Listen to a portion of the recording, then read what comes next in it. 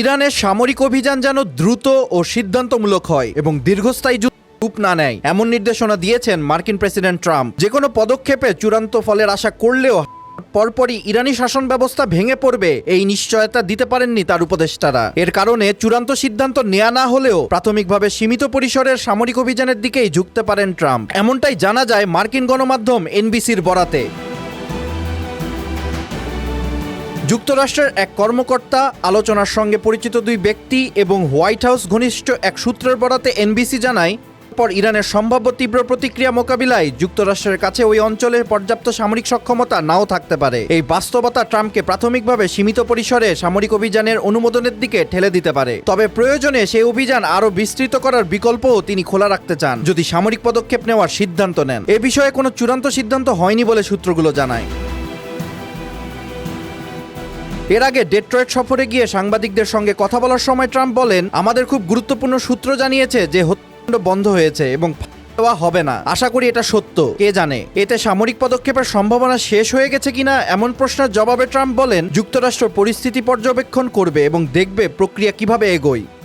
আলোচনার সঙ্গে সংশ্লিষ্ট সূত্রগুলো জানায়, ট্রাম্প ইরানের বিক্ষোভকারীদের দেওয়া প্রতিশ্রুতি অনুযায়ী প্রয়োজনে সামরিক হস্তক্ষেপে প্রস্তুত। এই বিষয়ের হোয়াইট হাউসের এক কর্মকর্তা এক বিবৃতিতে বলেন, ইরানের পরিস্থিতি মোকাবেলায় প্রেসিডেন্ট ট্রাম্পের হাতে সব বিকল্প খোলা আছে। গত বছরে ইরানে এবং চলতি মাসে ভেনেজুয়েলায় যুক্তরাষ্ট্রের সামরিক অভিযান প্রমাণ করে যে ট্রাম্প যা বলেন তা বাস্তবায়ন করেন বলে জানান তিনি। হোয়াইট হাউসের আরেক কর্মকর্তা জানান, ভাইস প্রেসিডেন্ট জেডি ভান্সের সভাপতিত্বে হওয়া ইরান বিষয়ক এক বৈঠকে ট্রাম্প অংশ নেন। সেখানে তাকে ইরানের বিক্ষোভের সম্ভাব্য সংখ্যা সম্পর্কে অবহিত করা হয় এবং তিনি এ বিষয়ে আরও বিস্তারিত তথ্য জানতে চান।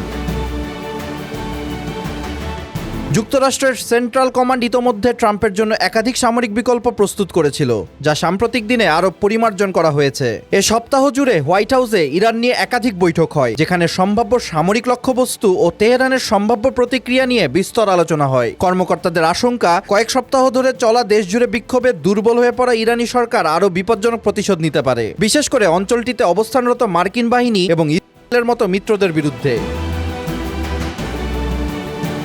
গত জুনে যুক্তরাষ্ট্র ইরানের পারমাণবিক স্থাপনায় চালানোর পর ইরান কাতারে অবস্থিত একটি মার্কিন ঘাঁটিতে পাল্টা চালায়, যা অপারেশন মিডনাইট হ্যামার নামে পরিচিত।